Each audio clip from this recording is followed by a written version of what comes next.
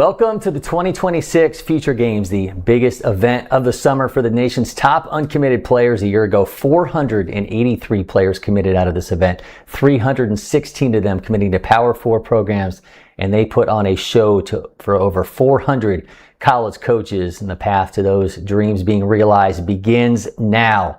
Welcome to the Baseball Village with Cory McCartney, and today it's workout day as we're seeing some of the footage here across the south fields here on campus. North field still being occupied by the senior Future Games, and the junior Future Games are about to get underway as well. It's just going to be an uncommitted party here for the next couple of days as these, again, path to these dreams being realized is about to get underway. And a guy who was on this stage last year who turned that into a Power 4 commitment was Indiana's Parker Robinson, now on his way to Oklahoma, to Lake Central, Indiana, and top-tier shortstop. Join me in studio to talk about his final travel season and his advice for those players getting ready to take the Future Game stage.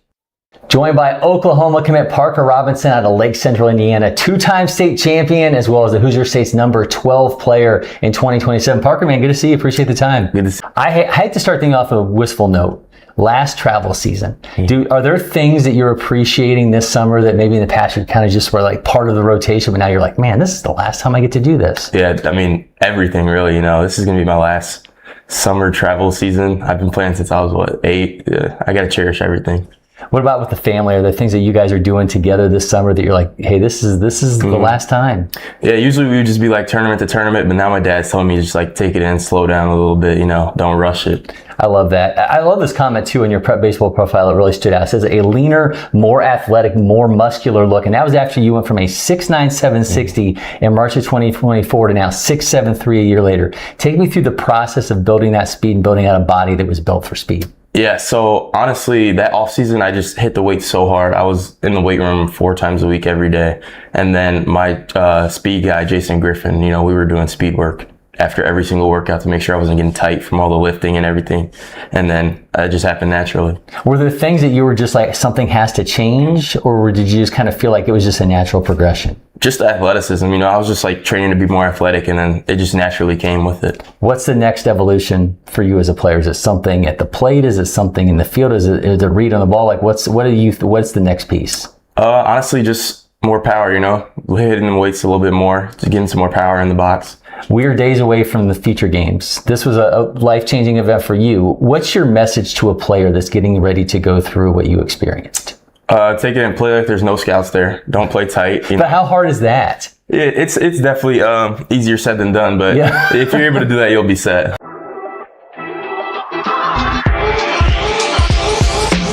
Number 6, if you could only have one walk-up song forever, what would it be? Jug by Fetty Wap. That was my high school walk-up song. I loved it. That's the forever one. That's the forever one. That's the one that's going to stick. Okay. All right. Number 28. What's the most awkward thing that's ever happened to you at an airport? Definitely having like a bag of water and the bag broke and it fell everywhere and everybody was just like looking at me. One thing though that people never take into account is it's hard for baseball players to travel. When you guys get the bats and all that stuff. Yeah, so much stuff. And then that just happened. It's terrible. Yeah, just adding to the hysteria. All right, last one, number 52. What's your most irrational baseball belief? Honestly, just like, don't step on the line, honestly. Yeah. I mean, I've been doing that since I was like 8. It's my travel coach has been telling me. Got to respect it. Yeah, it's bad luck. All right, Parker Lynn, I appreciate it, man. Best of luck. Thank you.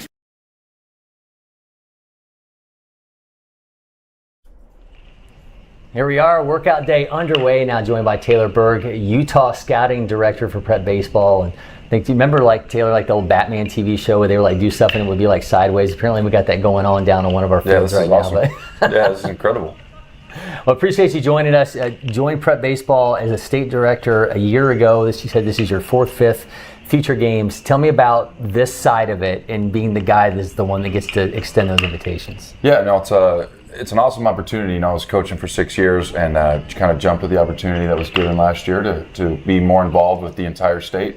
Really enjoyed coaching for that opportunity to help kids, put them in positions to advance through the game and get something out of it like it gave back to me for so many years. So now that I get to be in that position to pick, select the roster, help kids, it's been really a blessing, honestly. I'm a Utah kid, so it was just it's been fun to just really help kids in that in the game of baseball and through life. It's cool. Bringing a roster with 5 players with national rankings, 9 of the top 10 players in the class, and as a guy who's watched this kind of evolution here in the recruiting game and in the landscape now, bringing 9 of your top 10 players is in a conversation we were going to have a couple years ago. Obviously now you guys get to bring that ilk of player. Yeah, we're so loaded. I mean, I think we're a little overshadowed. The mountains kind of keep us hidden a little bit, but it's kind of been my goal is to get out and cover. We're really big. We're a really big state. We don't have as many players, but just getting out, driving around, trying to identify players, and we've done a good job of that this year. And I do feel like we got a lot of our best players, and it's going to be awesome. They're primed, ready to go. I think a lot of the discussion coming into this that we're going to have a good squad is warranted. Like we're really going to show well.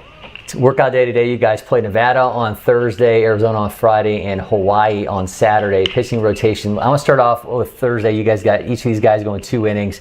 Ty Homestead, start getting this stuff. Why'd you guys go with Ty to start that game off? And Ty, so before the rule change, Ty actually came as a 14-year-old incoming freshman to this event, Future Games, and he, I believe, topped 89. He looked like a man. He didn't look like a 14-year-old. So it just felt like he was a great choice. He should, he's had a great year. He should be low 90s. Might even pop a 94 or 95. If he's feeling it. So just a good choice to kind of kickstart, set a tone, right? And we've got Austin Brown as well as a second timer. Yep. So it's just cool to have that kind of experience and guys who really relish that moment. It's a big moment to kind of start the event, right? So I think he's ready for it. I remember sitting in studio with Shooter Hunt watching Austin Brown and 105.8 EVs out of this kid. Yeah. And then you talk 6'1", 192 is a big kid, but those said there's even some more power to come there. Absolutely, yeah. He's even bigger than that now. He's, I'm excited to see what he comes in at today. But the power is the same thing. He came as a 14-year-old. Yep. He was a little overmatched, going 14U all the way to this. But by his 4th or 5th at bat, he's launching homers in game, right? Turning around 90. So just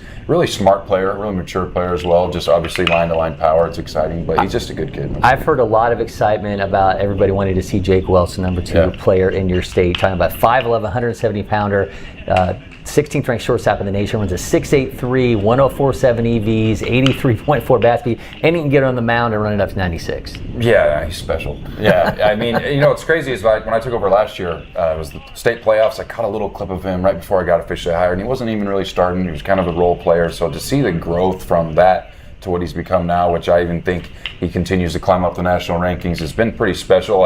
And he's just such a high character kid, like the type of culture builder you want to on your program, and just obviously tools all over the place, and just really bright future. Catcher Trig Cloward, number 5 player in your state, top ranked catcher. Pop times down to 186, 81 velo, 5'11", 185-pounder. We ask so much of a catcher at this event. What are your conversations with a kid like that getting ready to come into this environment when, he's got to do his thing and then he's got to make some other guys look good? Absolutely, yeah. I think he's ready for it. Catching, I was a catcher. So, for me, it's kind of a special bond that you're trying to work with those guys. But he's a 2-time champion already as a varsity starting catcher. So, and Spanish Fork had multiple. I think we had 3 Futures Gamers on last year's team on his high school team. So they're just stacked. So he's not afraid of the moment. He's been handling high quality arms, elite arms for years. He's just very mature. Goes about his business for a catcher. He's not worried about catching a guy he's never worked with. Like he goes about his business the right way. Off season trains, so he's prepared mentally, physically. I'm excited to see what he can do. Friday's first pitcher you'll roll out, Boston Hatch, number 6 in your state, top-ranked lefty, 390 overall in the country. I love when I see it when I'm looking at the metrics on a pitcher, but I see, okay, the guy's getting upwards towards 90, but you got EVs getting close to 100 miles an hour, runs a sub-760, got an 86 outfield arm. That's not a pitcher. That's an athlete. Yeah, that's an athlete. He's, I think you'll find a lot of our teams 2A this week. I think we only brought a couple pitcher-onlys and. We brought 12 arms, but I think 10 of them we're going to swing it. They can. We I don't know what it is about our state, but a lot of guys play multiple sports all their life and continue to do it in high school. He's one of those kids, 6'5", lean. He'll be in the mid 80s, maybe touch a little upper 80s, and it's just nasty. And he had a really low ERA. He's just a dog up there. You watch him, it looks like you're watching a college pitcher, and the composure and the demeanor. He's just attacking hitters, doesn't care, he knows how to pitch, move the ball in and out. So I'm really excited to see him swing it and pitch it. He's going to be special. When I had Andy Urban in here yesterday, we were talking about how the journey of a baseball player, it kind of used to be a little bit more cookie cutter, but now it just seems like the way everything's going on with the transfer portal and all that, there is no right way or way to get it done anymore. And you've kind of lived that. Going from Utah Valley University, before that Treasure Valley Community College, you were a guy who had to kind of walk that path. So it almost, you are in kind of an interesting position to relate to the way a lot of these guys now have to get it done. Yeah, no, I'm glad you said that. That's exactly how I feel. I feel like I've been in. I had to walk. Like you said, you used the word walk. I literally had to walk on. Had chances to play other sports, but I loved baseball. Walked on. Had to beat out a scholarship guy. Had to get my degrry back then to transfer. Got my associates in transfer, and it was incredible. So absolutely, I mean, just being able to relate to kids that are, I was never the best player. I was never the worst player, but I had different roles throughout my career. So I feel like that's one of my strengths, being able to relate to a lot of different kids, and especially now. I might have not that old, but I grew up where I felt like, they were older than you, coach. You just got to listen to what they say. And now you got to have way more personal relationships with players. If you want them to buy in and listen to you. And I feel like that's one of my strengths, especially coming from coaching side to the director side, is being able to talk to players. Anyone can send them to an event or gather at metrics, especially these days. So I think there's that special dynamic if you can have with players to get the most out of them in 2026, and that's been fun to kind of grow into and explore with this group.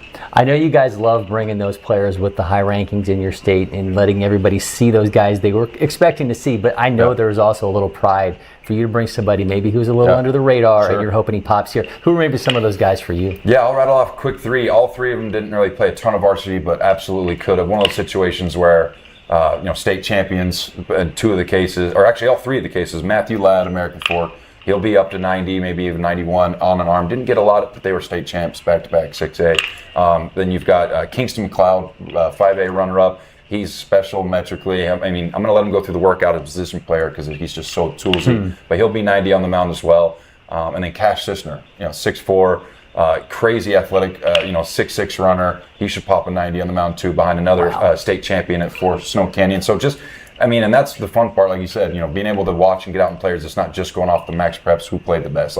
There's kids who are behind another dude that just needed their chance, and so to be able to give those kids a chance that deserve it in an event like this is incredible. And you talk about sort of being hidden by the mountains, but that's what this is all about, is those kids getting that chance to be like, you may not have heard of this kid yet, but no you're more about hiding. to. Yeah, this event, after this, there's no more hiding for sure. Everyone knows your name after an event like this one. So take me through what this day is going to be like for you on the workout side of it. Certainly the what you have to do changes once it's game time, but what's the process for you on workout day? Yeah, workout days, there's I think a lot of kids put a lot of pressure on it, and for me it's, you're taking ground balls, you're taking some swings, you're running one time. It's something they've been doing, especially with prep, for, in some cases years. Just have fun with it. They deserve to be here. You don't need to overhype too much what the workout is. Go do what you do. I think the gameplay is still, much more important when we're at an event like this one. You want to show well and be able to, put up the numbers and everything. So, but I just think, relaxing and having a good time and realizing, man, this is just something I've been doing my whole life. So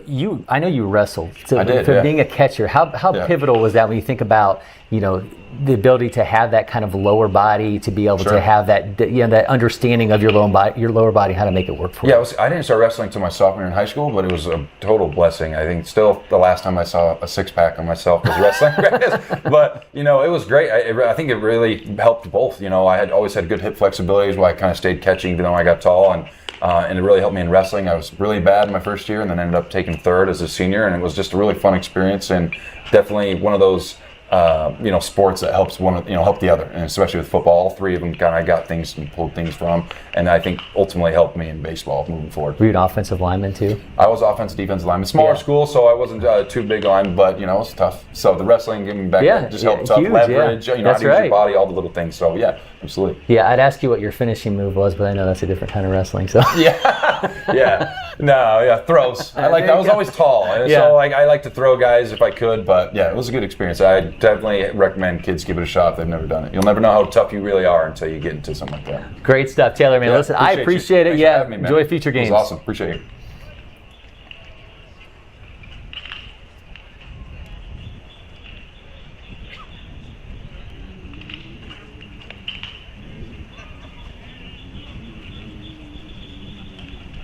Yeah, we can go to an ad on that. There you go.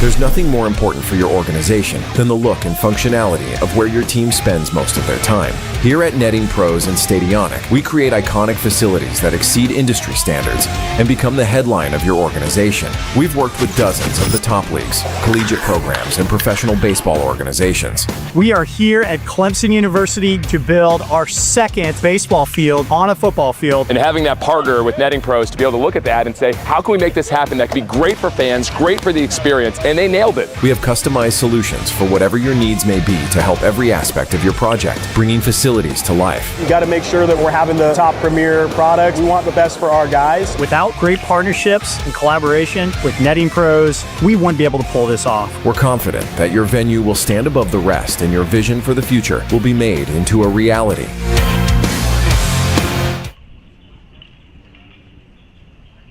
Cory McCartney with you. Great stuff there from Taylor Berg, Prep Baseball Utah Scouting Nursery. We have so many more guests who are going to be joining us across the next couple hours as we bring you coverage of this first window of the Future Games workout time, and we'll also be back 3:30 to 5:30. I think while we're at it, why don't we'll go ahead and drop our Future Games broadcast schedule into the window down here, let everybody see all the times that we're going to be on air. We're going to be on air a ton over the next few days. So again, yesterday, if you missed it, we had Southeast versus Plains out of the Senior Future Games. You can go back and watch that on Facebook, X, or YouTube today. Again, 2 windows during the workout time period, 11 to 1 and 3:30 to 5:30. And then tomorrow, it'll be the start of gameplay for the Future Games, and that's going to be Ohio versus Michigan at 8:30. We'll be back on Friday with Canada versus Maryland, and then it's Indiana versus Missouri, and then we'll wrap it up Sunday. We'll have coverage of the Junior Future Games Championship game at 2:30 p.m. Again, all those broadcasts available for free on Facebook, X, and YouTube. I see some dark clouds growing out there on Field 16, so those just need to go. Those of us in Metro Atlanta, we know we've had way too much rain over the last few days. Now, the Future Games has been a destination for so many players, and we got to focus on so many of them across our Road to the Future Games series. And here is California's Les Lukacs taking me inside the crew that he is bringing here across 2 teams for the state of California. This is the Road to the Future Games.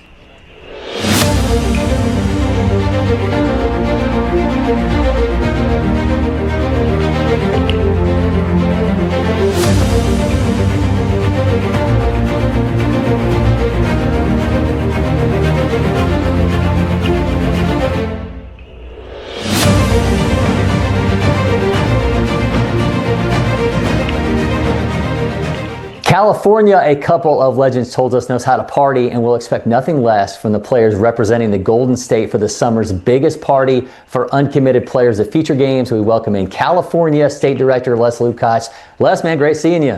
Dude, great to be back on with you. You never disappoint with an awesome musical reference, and that one might be your best one, so kudos to you. Well, I appreciate that. Nearly 90 players will be making the trip from California to Georgia for the Future Games, Senior Future Games, and Junior Future Games. From a talent-rich state, how daunting is this process when you have to narrow it down to those players that you're going to invite to make the trip to LakePoint Sports?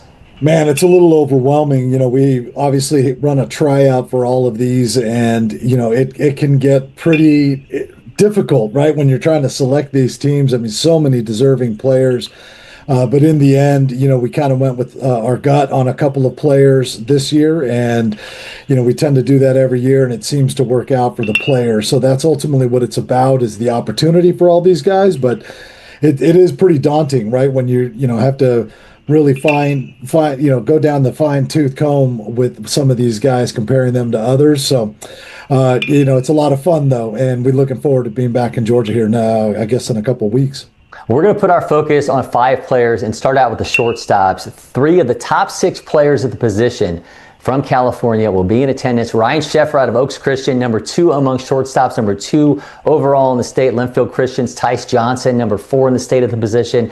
And the 6th-ranked shortstop, De La Salle's Jacob Gray. Every one of them, Les, triple-digit EVs, 6-something 60s, high 80s infield arms. I hate to say this, Les, but clearly you've got a type.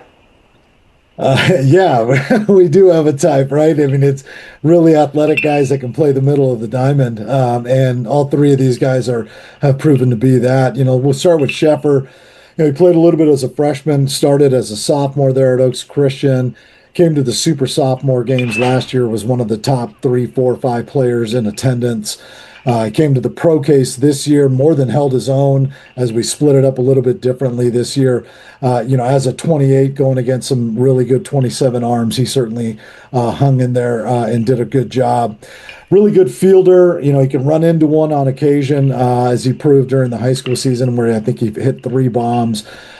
He's kind of one of those SoCal shortstops that we talk about a lot. And, he's coming this year. His brother came a couple of years ago, committed to Oklahoma State, coming out of the future games a couple of years ago. You mentioned Tice Johnson, super athletic, left-handed hitter. Another guy who came to the super sophomore games last year. Has changed his swing a little bit, was really upright, kind of stabby. Has changed it to more fluid, more natural. He's tapping into that power. Big league bloodlines. Dad Reed played in the big leagues for 10 years. Mentioned the super sophomore. He came to the future games tryout at San Diego State and was unquestionably, one of the top 2 or 3 guys there. So really excited to have Johnson. Plays at a smaller school out here in SoCal, but it's a program that's on the rise for sure with the new coach there, Gary Patchett. And then lastly, Jacob Gray, you touched on him. Just an outstanding athlete playing the left side of the infield. I saw him at the National Classic this spring. He played exclusively third base. He had really mature at-bats throughout the tournament. I saw just about every one of his at-bats in the tournament. Nothing to show for it until it mattered, right, in the semifinals and then the finals. He's just a really talented player playing on the left side of the infield. So, we talk about SoCal shortstops. NorCal has a group of talented shortstops in this class as well. And, those are just 3 of the guys that'll be on our rosters this year that we're excited about. Let's hit the outfield, and you're bringing the number 1 and number 2 players at the position in the state, Drew Wilson and Colton Fitzgibbon. 2 absolutely tooled up players. Wilson, number 1 among California outfielders, 9th nationally, 95 arm, EV's up to 100.3. Fitzgibbon can fly, runs a 6.45 with a 93 arm. These guys are going to put on a show, I would imagine, at the showcase. Yeah, and Wilson's on the mound now too, up to about 93. So he, uses every ounce of that athleticism. I got to see a lot of him this spring playing for Notre Dame, and he got hot late for them, which was awesome to see. They were also in that same tournament I mentioned earlier against De La Salle, but he wasn't playing due to a back issue. But he's fully healthy now and back up to 93 on the mound. Just a really good athlete, as you described, with the numbers there. He came to the rain shortened LA preseason All-State, was immediately one of the top 3 or 5 guys there. But then came back in the spring and had a really strong spring. You touched on Fitzgibbon. This is a guy I think that is going to open a lot of eyes nationally, because you talk about freak athletes. This guy epitomizes it. He's 5'11", 170. Power, athleticism, and speed are the name of the game for him. Had a really strong showing at the NorCal Pro Case where he ran well, he defended really well, took some really, really good, strong at-bats in the gameplay. But this is also a guy who's a potential national recruit as a wide receiver in football. Wow. So, this is a legit 2-sport athlete, has had some camps at some Power 4 national type programs already this summer for football. So, this is a guy I think that's going to open a lot of eyes in Colton Fitzgibbon. Well, one thing we know about the feature games, nothing promised, nothing Fitzgibbon, but a major opportunity awaits. Les, I appreciate it and cannot wait to see you guys here in Georgia. Excited to be there and excited to catch up with you again in person, Cory. Thank you so much for having me on.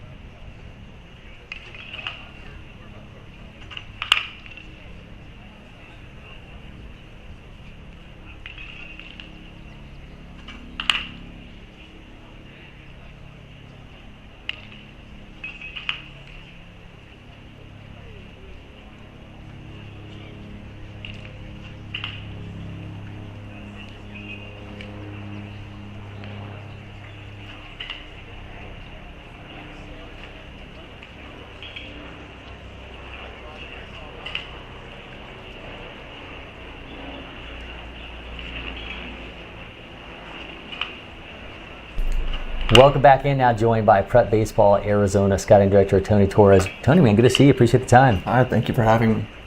Hopefully safe travels here. You bring a pretty loaded squad, 7 players with national rankings that we'll get to see over these next few days. Tell me about putting this team together and maybe who you were like, I cannot wait until the college coaches get to see these guys. Well, I'll be honest, it's always difficult making decisions. You have the entire state to work with. We all have the same feat, really, and you have to dwindle it down to 25 players, and there's always deserving players that get left off, but I do feel really, really good about this group. Probably the few names that really stand out to me when I was like, they're coming out here, this is going to be great for them, just off the top of my head are Chase Philman, Cooper Leroy, CJ Estrella, Evan Hedlund, and that doesn't even really scratch the surface with this club. Those are just the guys that have kind of been on a tear this summer and really putting their names out there on the national stage for everybody to see and follow. It's been really cool to see them grow just this past year alone. You mentioned Cooper Leroy, #1 player in Arizona. As you just hit, a ball just hit us, by the way. This is like a bomb shelter, so if something happens, we're by field 10. If anything happens around here until they get a net on the top of this, you kind of just got to really button down the hatches up. But Cooper Leroy, #1 player in Arizona. He's 43rd nationally, 7th ranked right-handed pitcher in the nation. What makes Cooper #1 in Arizona? So it's really just his ability to get down the mountain. His 6'4" frame, long, lanky body, high waisted, and he's got real springiness in the way that he delivers the pitch. He has a 3-pitch quality mix. When he's throwing everything for strikes, he's unhittable. And even when he's struggling, he's able to really fall back on his habits and just attack hitters with his dominant fastball. He could locate it both sides of the dish. He could throw it in the upper quadrant. Produces a lot of swing and miss. But he definitely has the most electric arm in the class for sure. And when he's 6'4", 189 pounds, and he's already up to 94, you're like, wait till they get some weight on this kid. Those triple digits are probably coming. He's definitely going to fill out. He's the type of kid that has tremendous work ethic, so he's going to continue to make jumps in velo, which is funny to say because he, like you said, he's already 94 at 16, but there's still room. There's still more in the tank. And the EVs on him at the plate, 107.4. I mean, this is not just an arm. This is an athlete. He is definitely an athlete. He has the ability to hit the ball really, really hard. We'll see how it translates in game. When I see Cooper Leroy and I see Power 4 school, I definitely see him going more as an arm than a bat. It doesn't take away his hitting ability. I think he's going to hit fantastic in high school. But I think when we're looking at the next steps and beyond, I think that his path to a hefty payday one day is going to be with that right arm of his. So do you have those conversations with him now, or do you say, okay, let's kind of wait and see what formulates offer-wise, and if you want some advice, I'll tell you what I think you should do? I'm not the one to tell a player, hey, this is what you are going to be. At the end of the day, it's them and their career. But I've definitely made it known to players, especially when they ask, what more do you see me as? Some players, very, very few, have the ability to two-way and start as a two-way player going into a four-year university. And you look at the big leagues, it's not easy to do. Yeah. I mean, really one name comes to Sure. mind. I think everybody in high school should have the opportunity to hit. But when it starts to become financial decisions and what's going to lead you to, all these guys have the hopes and aspirations to play in the big leagues one day. You just have to be honest with the players. That's the one thing I always expected as a player, was somebody to just be honest with me when I asked them an answer or when I asked them a question. So I do the same thing for my guys. And sometimes you don't want to hear the truth, but it is what players need sometimes. And I remember Brendan McKay coming out of Louisville, and he was a two-way guy, and I was like, and then when Tampa Bay Rays drafted him, I was like, oh, this dude's going to get it done, and this is going to be the guy that does both ways. And obviously, it's a little more difficult at that level than everyone realizes. I know Coop has been putting in a lot of work at the dish, so I'm excited to see what he does out here. Chase Philman is #2 in your state, outfielder and left-handed pitcher. Social media influencer, by the way. The guy's got 32,000 followers on Instagram. You might hit him up. I might bring him in here and have him give me a tutorial on living the social media life, because this guy's got it done. But tell me about the player that we're going to see the next few days. So the person that is Chase Philman, he's a very special type of human being. You want to talk about a kid that does all the right things all the time. He's one of those players. Constantly putting in work. He's not letting this small stunt of fame get to his head. He is going to become, I believe he will become a household name within these next few years. He's going to be in more and more discussions. But you meet the kid, you talk to him, he's very level-headed, very humble about his ability. He goes about his business. He's not a super rah-rah guy. He leads a lot by example. And the results that you're seeing right now has just been a accumulation of his entire life really leading up to this point. And he's in no position to stop. He's still hungry. He's definitely not satisfied with just arriving. He wants to show up and he wants to make a statement. So he's probably one of the players that I'm most excited to just see what he does. And regardless, win, lose, fail, draw, you're going to see how he carries himself as a young professional. And I think that's going to be the most standout thing about him. EVs up to 106.2 for Chase, by the way. Average, his bat speed 80.6, average EV 100.6. So this is a guy consistently delivering barrels, and I'm expecting when you guys get him in the field today for BP, probably going to put on a show. He probably will put on a show. I don't have much doubt about that. All right, let's go inside your pitching for the next couple of days. Take me inside the opener, this first game you guys got, and why you decided to go the route you did with the arm. Okay, so Mikey Stortz, also a teammate of Chase Philman on that Millennium team, turned out to be their ace this year. You look at him, you look at the velo, nothing really jumps off the page. Sorry, Mikey, if you're watching this. But you want to talk about pitchability and grittiness, and a kid that's going to continue to grow and fill out. Like, he's friends with Philman. He's one of those guys that are always putting in work, trying to get better, trying to excel. But I've seen him dominate some top programs in the state this year. He's able to land 3 pitches for strikes at any count. He can work backwards. He understands trusting your catcher and building rapport and having a game plan when you go into games. So you want to talk about a kid that's getting their next level, just from a mental standpoint. That's your guy. I think the velo is going to continue to trend. I know for sure, off of the type of person that Mikey is, his velo is going to continue to trend upwards for these next couple years. Yeah, 87.4 on the fastball, changeup 79 to 80, curveball 72, 74, and a slider 69 to 72, almost 2,200 spin on that curveball and slider. Talked about him being able to work backwards. If you can do that in this environment, I know everybody wants to light up the radar gun, and you're not seeing it now, but tomorrow there will be a sea of coaches behind each of these fields watching game action. You pitch backwards in these events when these guys are expecting fastballs, you're going pretty good. I think it is kind of a power move to do. Everybody, it's very eye-catching when you throw the heater and it runs up into the mid-90s, upper 90s for some of these players out here. Very talented. But the ability to land your breaking balls for strikes, you turn on a college game, you turn on a big league game, everybody can hit the heater. There's guys turning around 103 right now in the bigs. So what can you go to when that's getting lit up? And that's really what Mikey brings to the table. That's what a lot of the arms that Arizona has brought out is. Not all of them can be Cooper Leroy, Mr. 93, 94 off the bump at 16, but a lot of them have all of the pitchers that I decided to bring have the ability to throw all of their off-speed 4 strikes in any count and can keep hitters off balance, which ends up becoming the name of the game.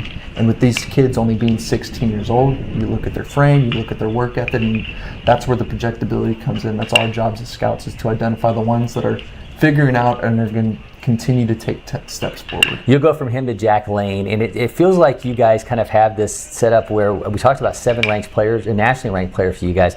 A lot of these arms, this seems to be their opportunity to get on the national radar. 100%. I couldn't agree more. It really is. It's the time for them to step up and show what they got. So I talk a big game in here. Yeah, my guys can throw strikes. They can pitch backwards. They can land all this stuff. It's really up to them, and if they come prepared. So I've had open communication with all of them. I hope that they've been being completely honest with me, but I have very high hopes in this group to be able to throw strikes, force batters to swing the bat, make weak contact, let their defense work behind them. They know that they're coming here with an all-star team. There's no reason that you have to feel the need to strike everybody out. You're going to go with Philman and Leroy on the mound on Friday. What did they do to you to make you have to throw both those guys in one game? So a little bit of an inside scoop. So Berg and I have a friendly rivalry going on between Utah and Arizona. Yeah. So we teamed up and we decided that we were going to throw our I don't want to say all of our hogs, but I mean, we decided to try and throw our best arms against each other to kind of see how we stack up. I like that. And that's not a knock to the guys that are pitching in game 1 or game 3. all of them are real studs. But I mean, you look at Evan Hedlund, a lefty who really jumped onto the scene this summer. He had a great high school year over at Castile, and he was able to keep that momentum through summer. Attended Pro Case where he hit a PR for his first time, got it up to 90. So we're going to start it off with him. He started all season long. We'll go to Chase in relief. Once again, you're getting left side, upper 8s, low 9s. Austin Webb, who's not known yet, but will be known. He's you want to talk about pitchability, him and Mikey Stortz kind of go hand in hand in that ability to throw all their pitches for strikes. And then big Cooper Leroy coming in to shut the door. I know Berg has a staff set for us too, so I'm really excited to see how our hitters do against Do you guys have anything, is there any gentlemanly wager that we're talking about in this, or is it just let's see what happens? It's more just a handshake. Yeah. So this is not obviously your first feature games. As you've watched this unfold and you've watched the evolution of everything going on in scouting and in the transfer portal and all that, how much has there now been in your mind more of a kids are like, I have to be there for this event? You know, I think that it's just one of those things where you have to experience it in order to understand it. Coming out here last year was my first time out here at LakePoint. And even me as really just the person giving these players an opportunity, like you feel the eyeballs staring at you, and we let it be known, like, hey, if this is something that you're going to take serious, get used to people watching you as soon as you get out of your car to the time you get on the diamond, to the time you're probably leaving the airport heading home, even on the airplane. So it's all about how you conduct yourself as a young professional. And I think that pressure is definitely felt. But what's funny, I don't think the pressure really gets to a lot of these Arizona boys. You know, they're born and bred in the heat. They're made for these tough pressure moments. I'm serious. I love that. And they're out here. They don't care who's standing in front of them. They don't care what arm they're seeing. They don't care who's up in the box. Like, they know that at the end of the day, they're playing a game against a game, and they're going to compete and control what they can control and see who ends up on top. I think the guys that come from the states that aren't the quote-unquote hotbed states are the ones that have an edge. They kind of have that approach to it. Like, you get the kids from, California, Florida, Georgia, Texas. They've obviously been kind of living in that environment where someone's watching all the time. But those kids from the other states, they come here, they've got something to prove. And it's funny, I think Arizona is a hotbed in and of itself. And even talking with Berg and seeing the team that he put together, like Utah is coming for heads also. Yeah. And I like it because those like under the radar states, they have a lot of chip on their shoulder. They always have something extra that they feel like they need to prove, which is always fun to see in this type of environment. All right, so second time out here, what did you not do last time you were here in Metro Atlanta that you're like, I'm going to do that this time around? I didn't stop and just kind of observe my players. I was so busy running around, taking my notes, making sure that everybody else was good. I wasn't able to really take a step back and just like see the team that I put together and then take it in for a second. So maybe during that game too, the third, fourth inning, if you see me kind of just staring off into space, maybe I'm just enjoying the moment for a second, but then it's right back to work. Did you go to Waffle House the last time you were here? We did not go to Waffle House. We hit up Bojangles. Okay, you got to go. There's literally a Waffle House across the street now they built for you, so I know, you have no excuses. And they share a parking lot with Taco Bell. Yes. Yeah. That's like a combination made in heaven. Okay. You get a little bit from each one. You can put them together. You can have your breakfast burrito that way. All right, Tony Lemus, I appreciate it, man. Enjoy future games. Thanks for the time. Yes, sir. The success of every athlete depends on their instincts and split-second decision-making skills. S2 Cognition delivers the leading digital evaluation that is scientifically validated to measure these cognitive abilities that have been unquantifiable until now. The S2 eval is designed to analyze how athletes see, think, and react to in-game split-second decisions. So how does S2 work? The S2 eval is a 30 to 45-minute sports-specific digital evaluation that measures an athlete's cognitive skills and instincts. The eval is uniquely designed for each sport to capture the split-second decisions made in the game. The S2 score report is automatically generated after the eval, with data that provides a complete picture of the athlete's cognitive skills. These results will unlock opportunities for athletes, coaches, athletic directors, scouts, and general managers. It's time to know your game so that you can build to win.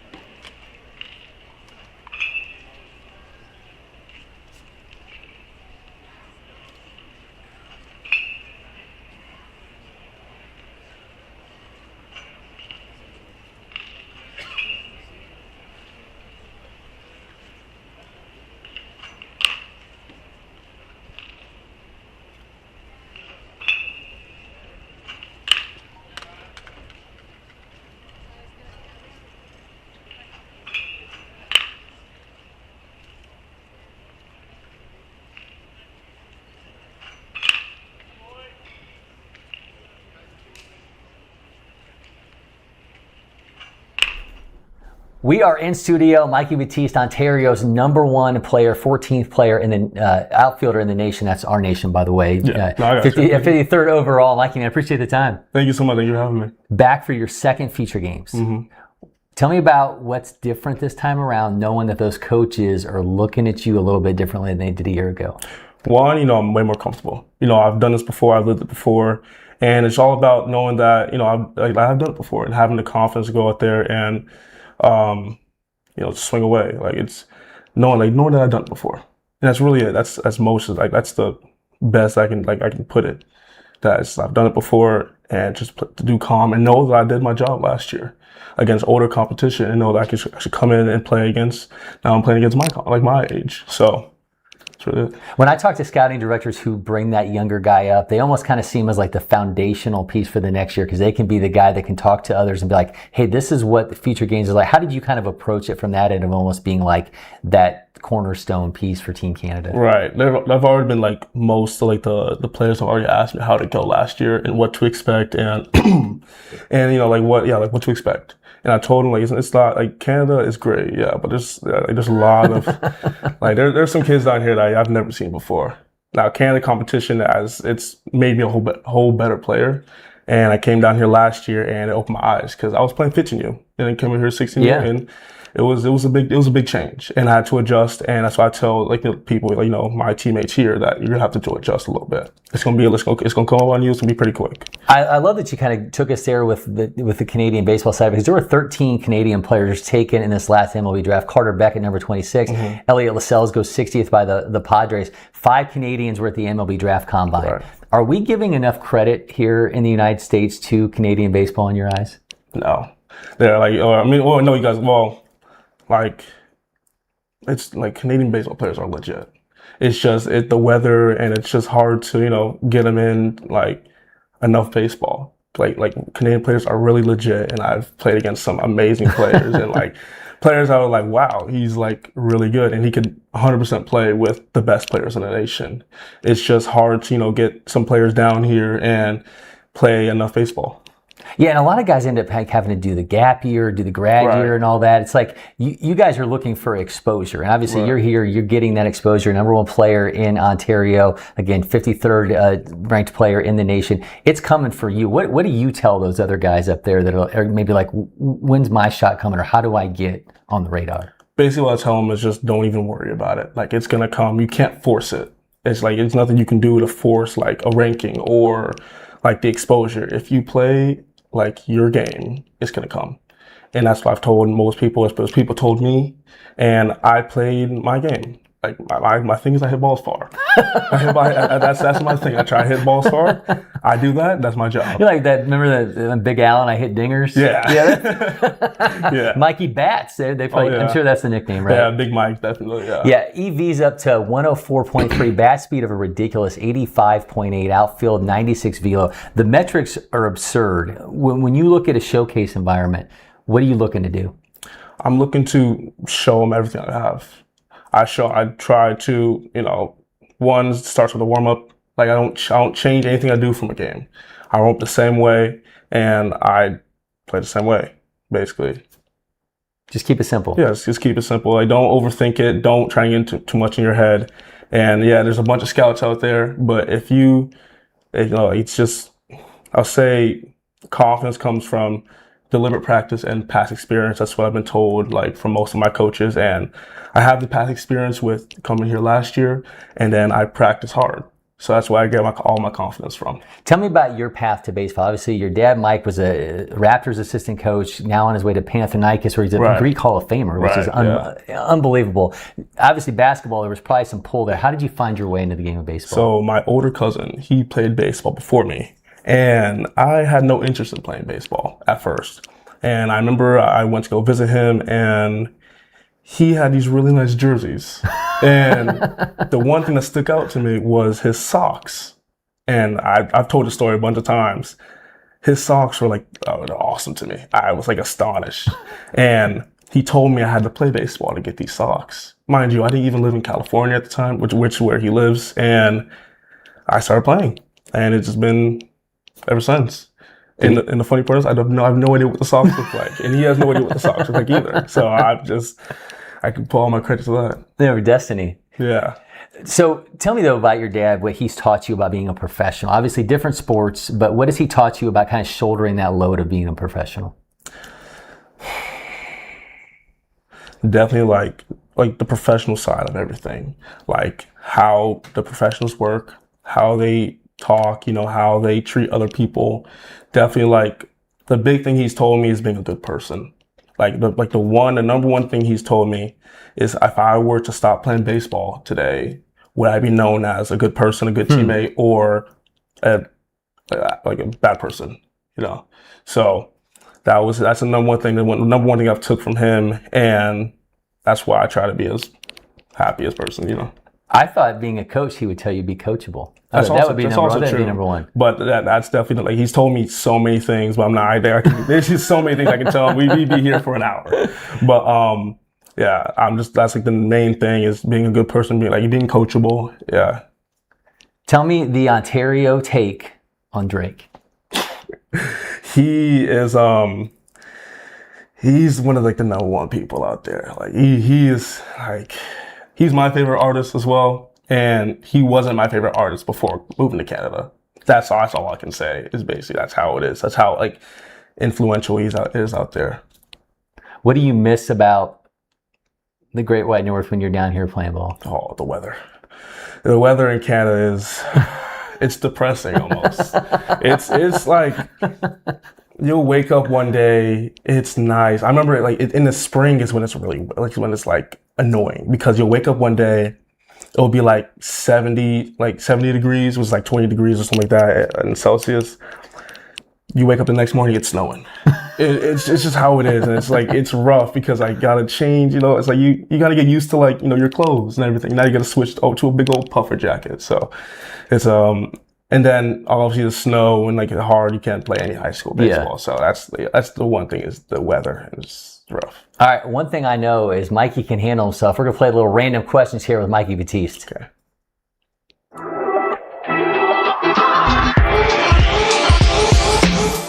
All right, Mikey, you're going to pick three numbers 1 through 100. Those correlate with three numbers these are AI generated questions. Okay. So give me three numbers 1 through 100. We'll go 25. Okay.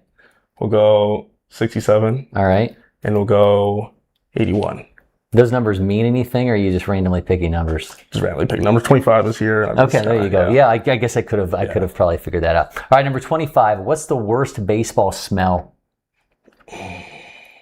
Bags. Some sweaty bags that, especially, I don't mean to diss on my sister. My sister plays hockey and baseball. Hockey's the worst. Hockey bad. Oh, yeah. It's bad. Yeah. I could be sitting in the front seat. I can smell it from the back seat. Yep. Yeah, a hockey locker room is a very specific smell that if you have to experience it to ever be able to understand how just musty. Yeah, it's bad. Yeah. She started playing last year, and it was oh my God, it was insane. Well, you should tell your parents you're welcome that you didn't play hockey. Oh yeah, because I sweat a lot. Definitely. All right, number 67. What's the first thing you look at after a tournament ends? I would say like stats. Yeah. I would say my average. Okay. I would say average, definitely average, and my quality ABs definitely. That's the number one thing. So I try to draw a lot of walks, and quality ABs kind of correlates with that. What about a showcase? Is it hard hit rate? Or what do you? EV. Yeah. EV. That's definitely the number one thing I look at. Max EV or average EV? I would say more max. Average EV will be there, but that's the 1-2 things I look at is average and max. All right, last one, number 81. What's one baseball opinion that would get you roasted in the comments? That's a tough one.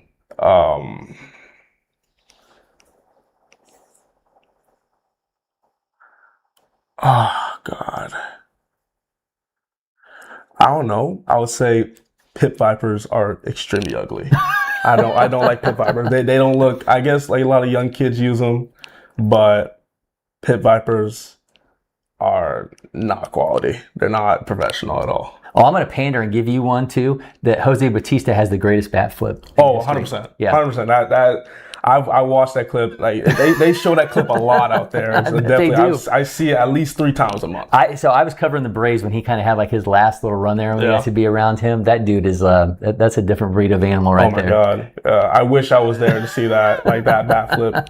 I was when was that? I don't know. I was living somewhere, but it's definitely a big staple out there in Ontario and Canada as a whole. Yeah, that's an iconic moment. Oh, 100%. We're talking about foundation. That's a foundational moment for Toronto baseball. Mikey, man, that was great stuff. Thank you so much. Best of luck at Future Games, man. I appreciate it. Thank you so much. Thank you for having me. We're going to take a break here in studio. We'll be back. You are watching the Future Games Workout Day.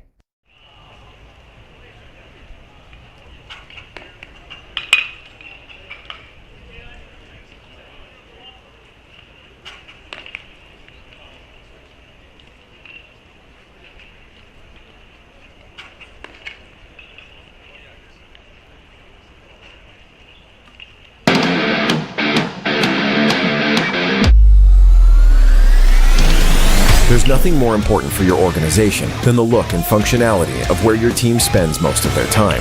Here at Netting Pros and Stadionic, we create iconic facilities that exceed industry standards and become the headline of your organization. We've worked with dozens of the top leagues, collegiate programs, and professional baseball organizations. We are here at Clemson University to build our second baseball field on a football field. And having that partner with Netting Pros to be able to look at that and say, how can we make this happen that can be great for fans, great for the experience, and they nailed it. We have customized solutions for whatever your needs may be to help every aspect of your project, bringing facilities to life. You got to make sure that we're having the top premier product. We want the best for our guys. Without great partnerships and collaboration with Netting Pros, we wouldn't be able to pull this off. We're confident that your venue will stand above the rest and your vision for the future will be made into a reality. The success of every athlete depends on their instincts and split-second decision-making skills. S2 Cognition delivers the leading digital evaluation that is scientifically validated to measure these cognitive abilities that have been unquantifiable until now. The S2 eval is designed to analyze how athletes see, think, and react to in-game split-second decisions. So how does S2 work? The S2 eval is a 30 to 45-minute sports-specific digital evaluation that measures an athlete's cognitive skills and instincts. The eval is uniquely designed for each sport to capture the split-second decisions made in the game. The S2 score report is automatically generated after the eval, with data that provides a complete picture of the athlete's cognitive skills. These results will unlock opportunities for athletes, coaches, athletic directors, scouts, and general managers. It's time to know your game so that you can build to win.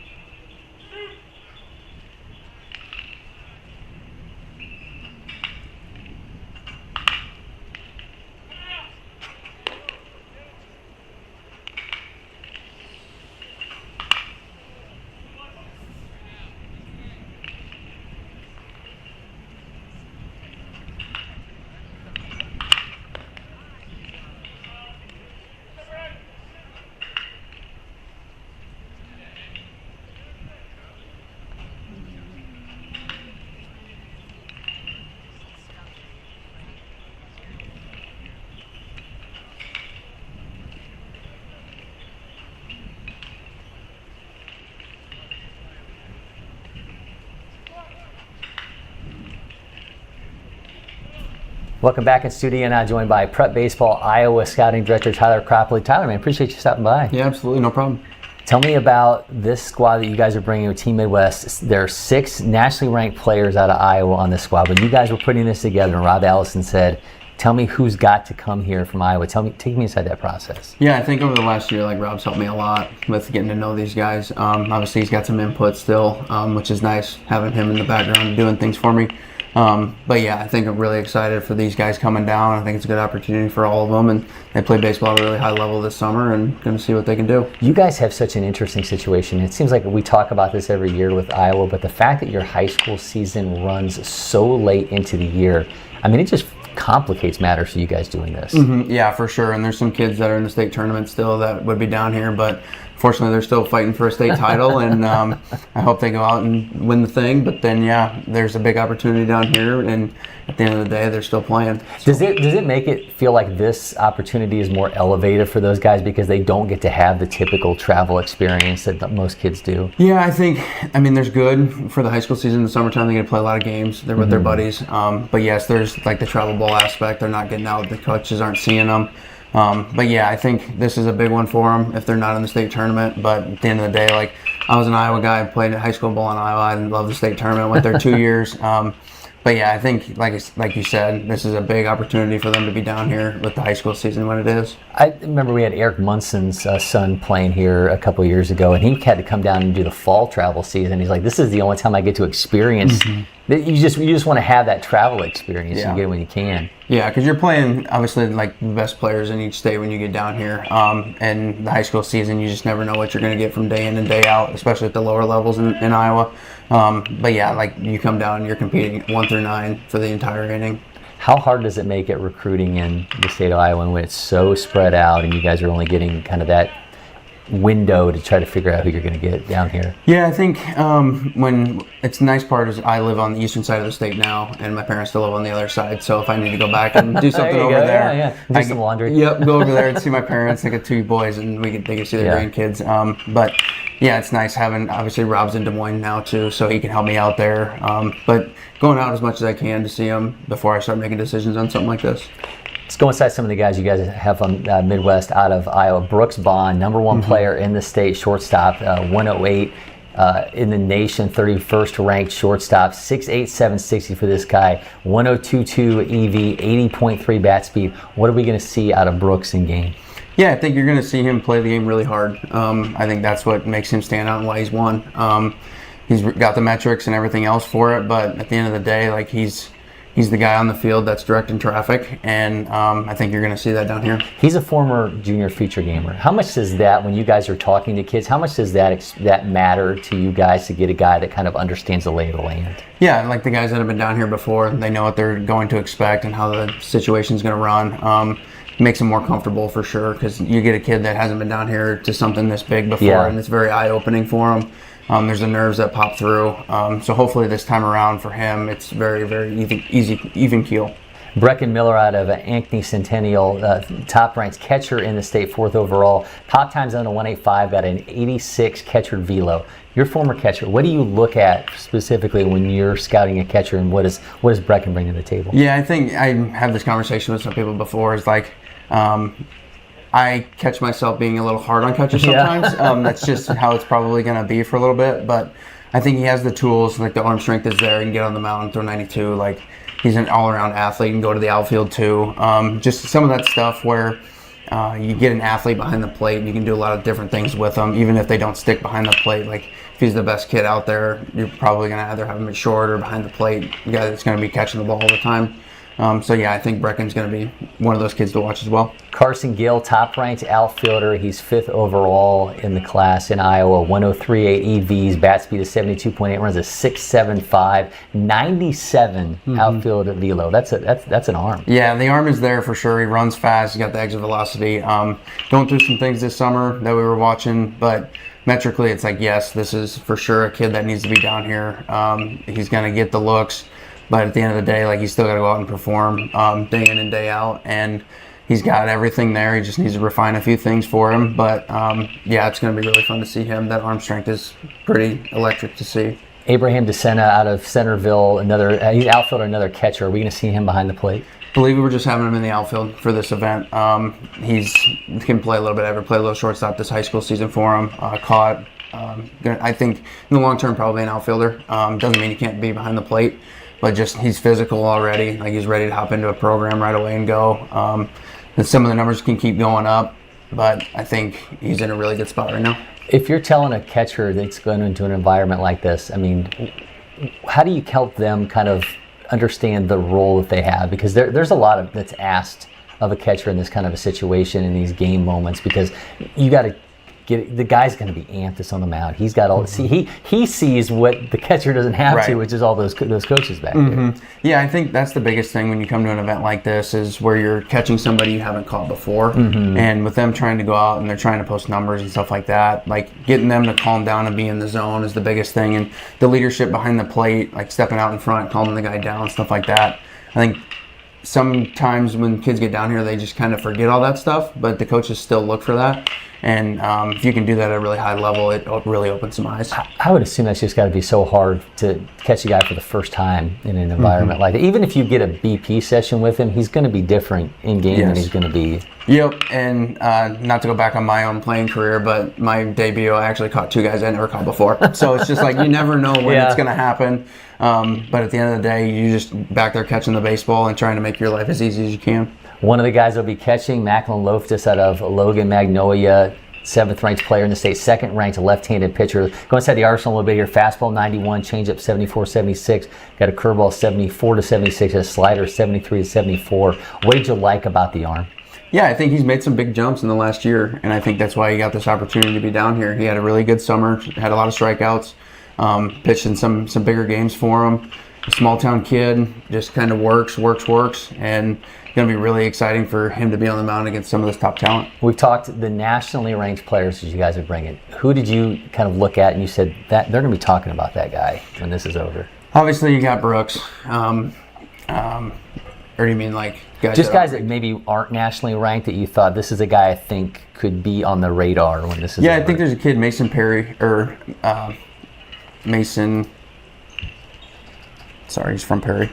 Mason Hayes? Mason Hayes. Mason Hayes is a name that I think could really turn some eyes. Left-handed, can run the fastball close to 90, and he's just one of those like long, lengthy kids.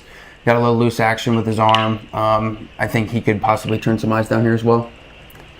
Yeah, that's the best part for you guys, right? It's like everybody, you see your Brooks Bond, and you're like, okay, I'm going to go check out the #1 player, but it's that guy that everyone's like, wait a minute, did you see that lefty that no one was talking about? That's the moment for you guys. For sure. Your own experience, what do you tell these guys about kind of the journey and allowing it to kind of play itself, not feel like you have to force things and force your destination? Yeah, I think it was, my playing career was very interesting to say the least. Spent a little bit of time on the developmental list in 2023 before I got my chance, and you just never know when that opportunity is going to come. You don't know when the coach is going to be there in the stands watching.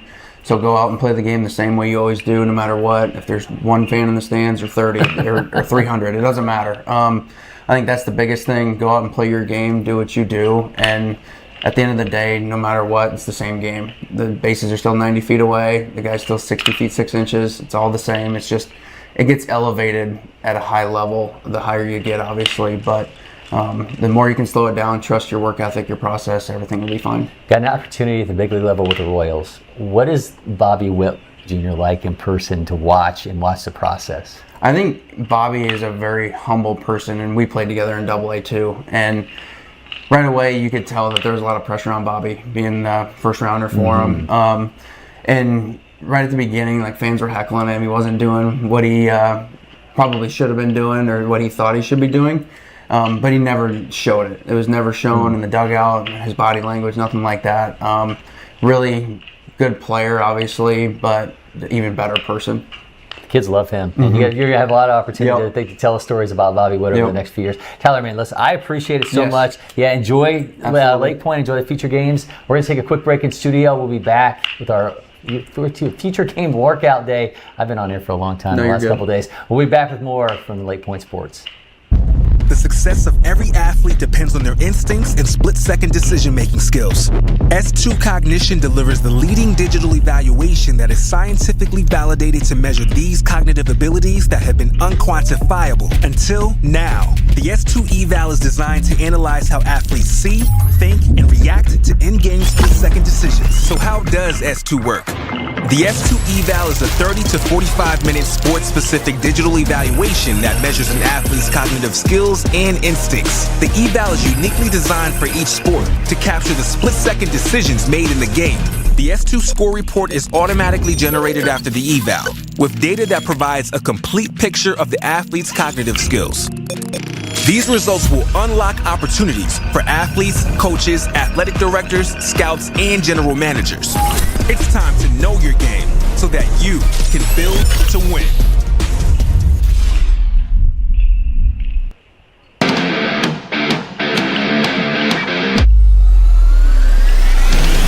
There's nothing more important for your organization than the look and functionality of where your team spends most of their time. Here at Netting Pros and Stadionic, we create iconic facilities that exceed industry standards and become the headline of your organization. We've worked with dozens of the top leagues, collegiate programs, and professional baseball organizations.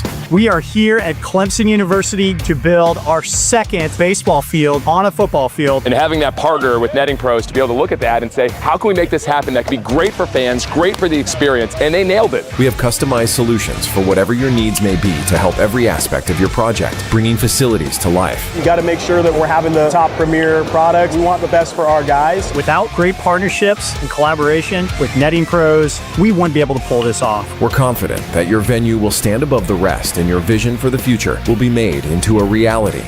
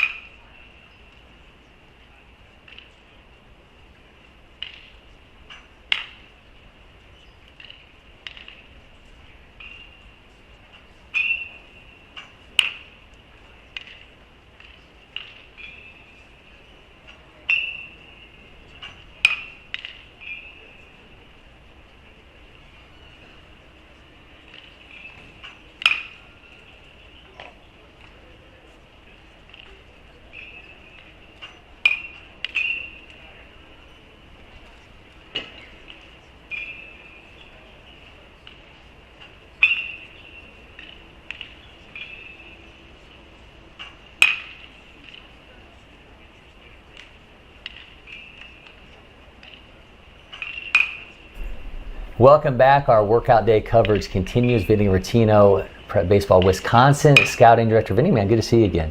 Yeah, great to see you, Cory. Yeah. All right, busy day for you. You're starting off the senior future games. You got the workout going on. Tell me kind of about the process for you, how you approach a day like this when you got to bounce all over. Yeah, you gotta kind of make sure that you're in the right places at the right time, right? I mean, there's a lot of different fields that you have to be at, but at the same time, you want to make sure that the guys, you get a touch point with every single one of the guys, the ones on the senior future games teams and on those rosters, but then also the future game guys are coming in and they're excited. You can tell how excited they are. So their workout's starting here shortly, and I'm excited to see these guys perform. You have one player with national ranking on the future games team, 9 of the top 10 in the class. If we were having this conversation a couple of years ago, that wouldn't be the case. So how cool is this for you to be able to know that you're going to roll out a team that has that many of the top ranked players in Wisconsin? Yeah, I mean, with the recruiting rules now and everything like that, it's really cool because now we can see that, the best players in the state, and we can make sure that we're giving them the the right, I guess, coverage and the right, shining that bright light. That's what prep baseball does, shine that bright light on those players. And so it is very exciting to see these guys perform. These rules have been in place now for a couple of years, and so we really enjoy having the top players. This is the first year, though, that we have nobody in this class with a commitment going into the future games, which made the possibilities of what we could see here so exciting. Your pitching rotation, I want to know understand your guys' process here. You guys are one of the few teams that goes 1 inning each on Thursday, and you roll the same guys out back on Saturday. So kind of take me inside that. So we like to do that so that these arms that we throw today, in case, not that we've ranked them in terms of, these are the guys that are our best arms or whatever, but we just want to make sure that some of these arms, more coaches have an opportunity to see them. If they're on a different game, now all of a sudden that coach can see them either on Thursday or on Saturday. That's kind of the process. But the other arms, we kind of feel like those are the arms that, might necessarily look a little bit more like a starter, and so they can go a couple innings, but that's not necessarily the case either. You kind of just you try and just piece it together, but we're excited about the entire roster, especially some of these arms. All right, let's get into these top players that you guys have. I'm going to completely butcher his last name. Braden Pacheco. Pacheco. See, you speak the language because you're a Wisconsin institution. Some of these names are difficult, Cory. Braden Pacheco. And I'm probably butchering it myself right now, but he's so super high floor. You don't really see a high school catcher with this high of a floor. This guy's been really polished ever since we saw him in the junior future games. And so this kid is really good, really polished, really good defender behind the plate. He just continues to get better. He's got a really smooth right-handed swing, can impact the baseball gap-to-gap type of an approach. Nationally ranked. He is our only nationally ranked player right now. 38th ranked catcher in the nation, 391 overall in the class. Number 2 player, Maddox Welzian out of West Bend West. Top ranked shortstop in the class in the state, 6'8", 560, EVs of 95, 85 infield velo. He's a 24 junior future gamer. How much does that matter to you about a kid that kind of understands how this works? Yeah, I mean, that doesn't really matter. It's just a testament that maybe you got it right. Yeah, we got it right, and that a lot of times it is. Baseball is a sport, Cory, that development isn't real linear, right? Sure. A lot of different guys take a lot of different paths, but some of the players, like Braden Pacheco, like a Maddox Welzian, theirs is a little bit linear because we've kind of ID'd them when they were in 8th grade and understand, okay, this kid's one of the top players. This kid can really pick it. He's got a ton of feel for the game. He's only going to, as he fills out, he's still kind of a string bean. He's only going to continue to really pop. Number 3 in your class, Carter Unger, who's going to pitch innings number 2 on Thursday and Saturday. We got a velo of 90 in the mound, changeup 80-83, a curveball 70-72, slider 73-76. What did you like about the arm? Where have you kind of seen it progress to get to this point? Well, when you take a look at some of the arms that got drafted just a couple of weeks ago, they kind of look like this: 6'3", 225. So extremely, projectable frame. He's gonna, fill out even more. He's gonna throw probably in the mid 9s, maybe upper 9s at some point in his life. He's just really projectable, can spin it, and has got a clean delivery. So it really checks all the boxes that you're looking for, right-handed arm. Shooter Hunt loves Wisconsin shortstops. Eli Hart the second-ranked shortstop in the class, 4th overall, 6'8", 460, 97.6 EV. Tell me about the glove. Tell me about the bat. Yeah, so one of the most productive hitters this spring and even this summer, Bayport High School, one of the top high schools in the state. Really like kind of, where he is projecting. Another one of these guys that was a junior future gamer, kind of a linear path to his development. But we're excited to see what he can do today and then in the games that follow here. Number 5, Ian McClure, top-ranked outfielder, 6'6", 960, 89 outfield arm, and 98.8 EV. This kid looks tooled up. Yeah, he is tooled up. One of those rare players that the size, the strength, the size, the athleticism. He definitely checks those boxes, and he's gonna just continue to get more polished. Are there guys that maybe we're not talking about that you think that we're going to talk about when this is all said and done? Yeah, we got 4 catchers coming. So okay, wow. So Tavin Nass, it was a guy that just kind of forced our hand because of the production that he put forth this spring and this summer. We saw him at the Rock this last weekend, and he hit like 3 or 4 home runs. We're like, we got to take this kid. So we had 3 catchers, which is kind of a lot as well, but. He really just kind of forced our hand. He could probably, all these guys can probably play another position as well, but we have, so it's Braden Pacheco, obviously, and then it's Tavin Nass, Toy Raggets. He's a state champion wrestler, actually. Okay, wow. So super strong kid, can really impact the baseball. And then a former teammate of mine at UW La Crosse, where I went to college, his son is here. Wow, so Thomas Check can play too. Left-handed hitter, strong That's awesome. left-handed bat. So there's a connection there. Boys will play Missouri on Thursday, Indiana on Friday, and Illinois on Saturday. I want to ask you, 6th year as a Brewers analyst, when you started this thing, everybody wanted to be Ryan Braun. Now they all want to be Jacob Mizorowski. Oh, no doubt. Yeah, no doubt. My goodness. I've never seen anything like it. It's a 105-mile-per-hour fastball. Yeah. So, are we going to start to see that on the regular now? We'll see the way guys are training for velocity. Hopefully we can do something about arm injuries over the course of, the development for players, but we'll see. Yeah, it's an electric arm. It's fun to watch. Are you seeing the influence there among the younger players, though, with a guy like that? I think we have been seeing it, Corey, right, for the last decade or so. It's hard to kind of recreate a Jacob Mizorowski because he is 6'7", and the way that he moves down the mound is kind of unique. So I don't know if we're ever gonna see a guy that kind of does it exactly like him. It's like a low release height and it's extremely quick arm. The extension down the mound is kind of unheard of. But I think we are going to see more 100-mile-per-hour fastballs from starting pitchers. You're seeing Chase Burns do it with the Cincinnati Reds as well. So we're going to see guys coming through here probably pretty soon throwing that in those kind of velocities. And we'll probably see more guys with Pokemon cards in the glove like I saw Mizorowski has that. So he speaks the language of the youth there. So he does. I have to ask you, do you know which pitchers you had the most RBIs against during your playing career? Oh my goodness. It's a tie. I actually don't. One of them you're going to be like, okay, that's a good name. Okay. Cole Hamels. Okay, all right. Mark McLemore. Cole Hamels Cole Hamels is a good name for you to throw out there. Be like, that is a good name. So I joke on the broadcast with the Brewers that I'm in the 3-homer club. Yeah. Okay, so I hit 3 big league homers, and the majority of the guys that are with me in that 3-homer club are pitchers. So okay, well, when they used to hit. So yeah. Expectations for you for this team. First place, Milwaukee Brewers. Is it tough for you to be away when you're? Obviously, this is its thing, and you love with the opportunities you create for these kids. Is it tough for you to be away? Yeah, it is. It is. But at the same time, this is such a great week down here. I would encourage really anybody to watch the broadcast here that you're putting forth. And then also, if you ever get a chance, if you're in the area, we even had a kid last year who was a junior future gamer, Robert Perez, really good player. He's going to be here next year most likely. He actually showed up yesterday with his dad because they were already down here for a tournament because they love this so much. And it is really cool. This venue, just seeing all the excitement and the hope that these kids are putting forth in their baseball careers. There was nothing like this when I was a youth in youth baseball, and it's just created so many different opportunities for players to find that right fit in college. It is difficult to be away at times to kind of you miss some stuff on the Brewers side of things, and that's super fun. And to provide kind of my take on the game of baseball when I'm in the booth or doing the pre and post game show, that's so much fun as well. But this is also just like a treat to come down here and to be around the Wisconsin team cheese. Hopefully the team cheesers show out again. They usually do.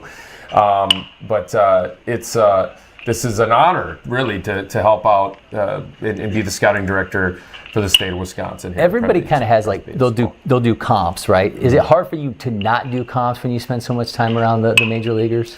I do comps all the time, Cory. Yeah. I don't hold back. In fact, the Wisconsin guys that I work with, we do and we do some podcasting as well. I'll throw out comps on players all the time, and it's kind of been like tongue in cheek now and fun at this point.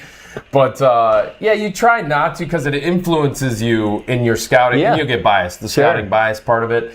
But at the same time, if there's something that kind of clicks with a player, I think it's fun to do that, but don't hold too tightly to that comp. Yeah. Every player is their own player, and they're unique. Yeah, Andy Irvin was telling me yesterday, he's kind of gotten to the point where he tries to not approach scouting from what he likes, but what the market shows him that these coaches are looking for. Are you resigned to that? That's a great point, because I know it's important to know where your bias is. After I got done playing, I played for 14 years professionally, parts of 5 seasons in the big leagues. After I got done playing, I was a scout for the Rangers, and it was important to know what my bias was because I didn't like players that were like me.